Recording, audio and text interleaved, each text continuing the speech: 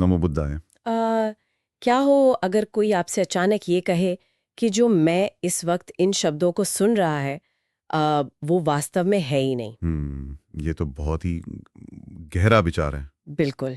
मतलब कल्पना कीजिए कि जिसे हम अपना सबसे बड़ा सत्य मानते हैं ना, हमारा अस्तित्व, हमारा अ, ये जो गहरा एहसास है कि मैं हूं, हम्म। वो केवल एक एक भ्रम मात्र हो। हाँ, एक ऐसा भ्रम जो जो निरंतर चल रही एक बहुत ही तेज प्रक्रिया के कारण पैदा हो रहा है। सही कहा।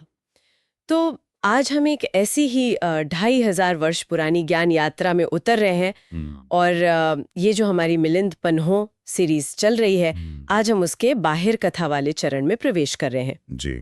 और ये मंच बुद्धा ज्ञान पथ ऑफिशियल पूरी तरह से मानवता, करुणा और एक अत्यंत जागरूक श्रेष्ठ समाज के निर्माण के लिए समर्पित है। बिल्कुल। तथागत की प्रज्ञा मतलब वो उस अलौकिक प्रकाश की तरह है जो केवल बाहर का मार्ग नहीं दिखाती, बल्कि हमारे भीतर के उस गहरे अंधकार को भी पूरी तरह से प्रकाशित कर देती है। हाँ, जो जन्म जन्मांतर से हमारी चेतना पर छाया हुआ है। और जब भीतर प्रकाश होता है ना, तो जीवन का हर एक अनुभव अपने आप बदलने लगता है। इतनी गंभीर और बौद्धिक परिचर्चा आप सुन रहे हैं बुद्धा ज्ञान पथ ऑफिशियल पर। बने रहे हमारे साथ। और आज की ये जो चर्चा है, ये कोई साधारण बातचीत नहीं है। हम एक ऐसी गहराई में जा रहे हैं जहाँ प्रश्न बाहरी दुनिया को छोड़कर सीधे हमारे भीतर की प्रकृति की ओर मुड़ जाते हैं। हाँ, और शुरुआत में ही एक संकल्प लेना बहुत जरूरी है। देखिए, इस परिचर्चा के अंत में एक अत्यंत गहरा आध्यात्मिक प्रश्न साझा किया जाएगा। हाँ, बिल्कुल। एक ऐसा प्रश्न जो बोध की अवस्था को और भी अधिक गहराई में ले जाएगा। तो अगर हम उस प्राचीन दृश्य की कल्पना करें जहां ये पूरा संवाद हो रहा है, आप इसे कैसे देखती हैं? अगर हम सोचे तो वो अपने आप में एक बहुत गहरे ध्यान की अवस्था है। मतलब एक विशाल वृक्ष की ठंडी सुखद छाया है। आसपास एकदम शांत वातावरण, कोई शोर नहीं, एक ऐसा सघन मौन जो सीधे चेतना में उतरता है। हाँ, और राजा मिलिंद जो अब तक ढेरों प्रश्नों और तर्कों के साथ बहुत चंचल लग रहे थे, वो अब केवल एक सामान्य जिज्ञासु नहीं रह गए हैं। बिल्कुल नहीं। उनके भीतर की वो सारी चंचलता अब एक गहरी स्थिरता में बदल चुकी है। मतलब अब उन्हें बहस नहीं करनी है, सत्य को अधिक गहराई से समझने की एक तीव्र इच्छा जाग चुकी है उनमें। और यही स्थिरता उनके अगले प्रश्न की पृष्ठभूमि तैयार करती है। क्योंकि जब मन पूरी तरह शांत होता है ना, तभी जीवन के सबसे सूक्ष्म प्रश्न जन्म लेते हैं। चंचल मन तो बस सतह पर तैरता है। बिल्कुल। स्थिर मन ही गहराई में गोता लगाता है। तो राजा मिलिंद का वो सूक्ष्म प्रश्न आखिर था क्या? उन्होंने उस सघन मौन को भेदते हुए पूछा, मन क्या है और जो सोचता है वो कौन है? ये कोई साधारण प्रश्न नहीं है। बिल्कुल नहीं। ये तो उस केंद्र को छूता है जहां से हमारे सारे अनुभव जन्म लेते हैं। हाँ, जो इन आंखों से देखता है, जो कानों से सुनता है, क्या वो कोई स्थायी तत्व है? या फिर वो भी निरंतर बदलता रहता है? मतलब ये प्रश्न हमारी चेतना की सबसे गहरी परत पर प्रहार करता है। एकदम सही। राजा मिलिंद असल में ये पूछ रहे हैं कि क्या हमारे भीतर कोई ऐसा मैं बैठा है जो कभी नहीं बदलता? क्योंकि हम तो यही मानकर चलते हैं ना कि देखने वाला, सोचने वाला कोई एक ठोस केंद्र है, एक मैं जो जन्म से लेकर मृत्यु तक एक सा ही रहता है। हाँ, लेकिन भंते नागसेन के सामने रखा गया ये प्रश्न स्वयं की उसी गहरी भ्रांति को तोड़ने की दिशा में उठाया गया पहला कदम है। पर देखिए, ये बात तो थोड़ी उलझाने वाली है। मतलब अगर मेरे पैर में चोट लगती है तो दर्द का अनुभव तो मुझे ही होता है ना? बिल्कुल। वो अनुभव बहुत वास्तविक लगता है। हाँ, तो अगर कोई मैं है ही नहीं, कोई स्थायी केंद्र है ही नहीं, तो फिर ये दर्द महसूस कौन कर रहा है? यहीं हमारी सामान्य समझ धोखा खा जाती है। अच्छा। वो कैसे? हम क्या करते हैं कि कर्ता और कर्म को अलग अलग करके देखते हैं। हमें लगता है कि पहले एक मैं मौजूद है और फिर उस मैं के पास विचार या भावनाएं आती हैं। हाँ, ऐसा ही लगता है। लेकिन भंते नागसेन का जो उत्तर है वो इस धारणा को पूरी तरह पलट देता है। वे राजा को देखते हैं और बहुत ही सहजता से पूछते हैं, राजन, क्या आपने कभी नदी को देखा है? और राजा मिलिंद कहते हैं, हाँ। तब नागसेन पूछते हैं, क्या वो वही नदी रहती है? ओहो, क्या गहरा प्रश्न है। राजा मिलिंद कुछ क्षण रुकते हैं और कहते हैं, नहीं, उसका जल तो हर क्षण बदलता है। और तब नागसेन मुस्कुराते हुए कहते हैं, फिर भी हम उसे वही नदी कहते हैं। मतलब नदी के जल का हर एक कण, हर क्षण बदल रहा है। पुरानी बूंदें आगे बह चुकी हैं, नई बूंदें आ चुकी हैं, कुछ भी पहले ऐसा नहीं है। बिल्कुल। फिर भी हमारा मन उसे एक नाम देता है, उसे वही नदी कहता है। ये दृष्टांत मन की प्रकृति को कितनी स्पष्टता से समझाता है। हाँ, भंते नागसेन है कि मन कोई रुकी हुई अस्थिर वस्तु नहीं है। मन ठीक उसी नदी की तरह एक निरंतर बहता हुआ प्रवाह है। मतलब जो विचार अभी आया है वो अगले क्षण वैसा नहीं रहता। बिल्कुल नहीं। जो भावना अभी है वो भी अगले पल विलीन हो जाती है। चेतना निरंतर परिवर्तित होती रहती है। पर अगर सब कुछ इसी तरह बह रहा है तो फिर मेरी बचपन की यादें आज भी मेरे पास कैसे हैं? ये बहुत ही स्वाभाविक सी चुनौती है जो दिमाग में आती है। हाँ, क्योंकि अगर मेरा मन पूरी तरह से बदल चुका है तो वो यादें किसके पास सुरक्षित हैं? स्मृति तो यही साबित करती है ना कि कोई एक स्थायी मैं मौजूद है। इसके लिए भंते नागसेन एक और दृष्टांत देते हैं। एक दीपक की कल्पना कीजिए जो पूरी रात जलता है। क्या रात के पहले प्रहर में जो लौ थी वही लौ अंतिम प्रहर में भी है? नहीं, लौ तो हर क्षण पुरानी जलकर खत्म हो रही है और नई उत्पन्न हो रही है। बिल्कुल। तेल और बाती के जलने की वजह से वो लगातार बदल रही है, यद्यपि वो देखने में एक जैसी ही लगती है। एकदम सही पकड़ा आपने।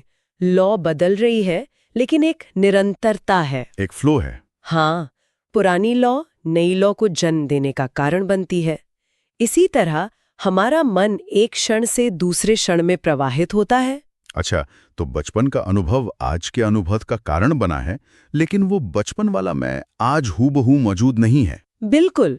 जिसे हम स्मृति कहते हैं ना, वो कोई तिजोरी में रखी हुई वस्तु नहीं है। वो उसी निरंतर प्रवाह का हिस्सा है।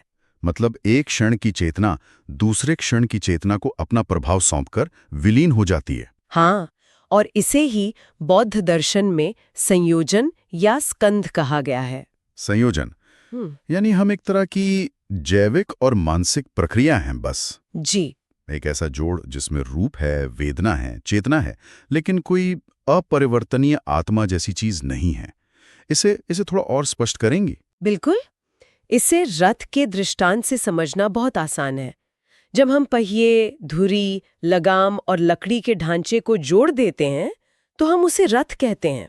हाँ। लेकिन यदि पहिए को अलग कर दें, धुरी को अलग कर दें, तो रथ कहाँ है? रथ तो कहीं नहीं है, वो तो बस एक नाम है। बिल्कुल। रथ केवल एक नाम है जो पुर्जों के एक विशेष संयोजन को दिया गया है। ओहो, तो ठीक उसी तरह हमारा शरीर, हमारे विचार, हमारी भावनाएं, इन सब का एक निरंतर बदलता हुआ संयोजन ही वो चीज है जिसे मैं कहता हूं। एकदम सही। इन पुर्जों के पीछे कोई अलग से बैठा हुआ स्थायी मैं नहीं है। ये तो हमारी सामान्य सोच पर बहुत बड़ा प्रहार है। मतलब अगर सोचने वाला कोई है ही नहीं तो फिर ये विचार बन कैसे रहे हैं? ये बहुत ही वैज्ञानिक ढंग से घटित होता है। कोई रहस्यमयी कर्ता नहीं बैठा है अंदर। तो फिर क्या है? केवल कारण और परिणाम का नियम है। जब आंख किसी बाहरी दृश्य को देखती है तो देखने की चेतना उत्पन्न होती है। जब कान किसी ध्वनि को सुनते हैं तो सुनने की चेतना उत्पन्न होती है। आंख, बाहरी वस्तु और चेतना, जब इन तीनों का संपर्क होता है तब संवेदना पैदा होती है। और संवेदना से विचार उत्पन्न होता है। बिल्कुल। मतलब ये एक पूरी तरह से यांत्रिक और स्वाभाविक प्रक्रिया की तरह है। जैसे जब दो पत्थर पूरी गति से टकराते हैं तो चिंगारी निकलती है। बहुत ही सटीक उदाहरण है ये। वो चिंगारी पहले से किसी पत्थर के अंदर बैठी तो नहीं थी। टकराने की घटना से पैदा हुई, कुछ पल रही और बुझ गई। बिल्कुल। जैसे मान लीजिए किसी ने कोई कटु शब्द कहा तो कान ने उस ध्वनि को ग्रहण किया। हाँ। उस ध्वनि का हमारे पिछले अनुभवों से संपर्क हुआ। हाँ। और तब क्रोध नाम का विचार पैदा हुआ। इसके पीछे कोई स्थायी क्रोधित होने वाला व्यक्ति नहीं बैठा है। नहीं, केवल घटनाओं के एक क्रम चल रहा है। इंद्रियों का बाहरी जगत से संपर्क होता है, संवेदना उत्पन्न होती है और विचार बनते हैं। ये एक ऐसी श्रृंखला है जो बहुत गति से बह रही है, जैसे किसी फिल्म की रील। अलग अलग तस्वीरें इतनी तेजी से गुजरती हैं कि हमें एक निरंतर चलने वाली फिल्म का भ्रम होता है और हम उस भ्रम को ही अपनी वास्तविकता मान लेते हैं। तो अब वो दृश्य याद करें। राजा मिलिंद अब पूरी तरह मौन हो गए हैं। उनके भीतर की सारी उथल पुथल, सारे तर्क शांत हो गए हैं। हाँ, क्योंकि उनका मन अब विरोध नहीं कर रहा, वो अब तर्क वितर्क नहीं कर रहा। बल्कि देख रहा है। ये सत्य पूरी तरह स्पष्ट हो चुका है कि ये जो तथाकथित मैं है वो केवल ये नश्वर शरीर नहीं है, और ना ही ये निरंतर बदलता हुआ मन है। ये तो मात्र एक संयोजन है, एक प्रवाह है जहां हर क्षण कुछ नया उत्पन्न होता है और उसी क्षण समाप्त भी हो जाता है। और जब ये सत्य पूरी तरह से अनावृत होता है ना, तो उसका प्रभाव शब्दों से परे होता है। बिल्कुल। अगर हम इस गहरी समझ को मानवता और जीवन से जोड़ें, तो यहाँ एक बहुत बड़ा प्रश्न उठता है, तो इससे क्या मतलब, इस ज्ञान की आवश्यकता क्या है? हाँ, ये जानना जरूरी है। अगर सब कुछ एक प्रक्रिया है तो इसका अर्थ तो बहुत ही क्रांतिकारी है। बहुत ज्यादा।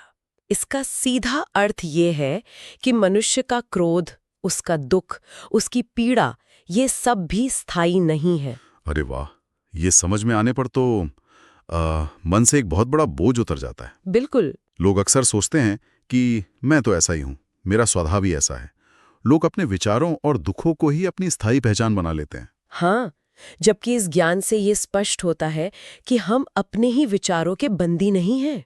क्योंकि मन एक रुकी हुई ठोस वस्तु नहीं है। सही कहा, वो एक प्रवाह है, और इसलिए समझ विकसित करके इसे पूरी तरह बदला जा सकता है। मतलब यही वो मूल कारण है जिससे साधना और आत्म परिवर्तन संभव है। बिल्कुल। यदि मन पत्थर जैसा अपरिवर्तनीय होता तो उसे बदलना असंभव होता। फिर तो किसी भी शिक्षा या करुणा का कोई अर्थ ही नहीं रह जाता। क्योंकि वो नदी की तरह बह रहा है, इसलिए उस प्रवाह की दिशा को मोड़ा जा सकता है। हाँ, जो व्यक्ति आज घृणा या क्रोध से भरा है, वो कल करुणा और प्रेम से भर सकता है, क्योंकि जो क्रोध आज है वो भी तो स्थायी नहीं है। मन को इस रूप में समझना ही सही दृष्टि की शुरुआत है। और जब हम जान लेते हैं कि विचार केवल संपर्क से उत्पन्न हो रहे हैं, तो हम उन विचारों से अपनी पहचान जोड़ना छोड़ देते हैं। हम उनके दृष्टा बन जाते हैं। जी, और यहीं से दुख से मुक्ति का मार्ग प्रशस्त होता है।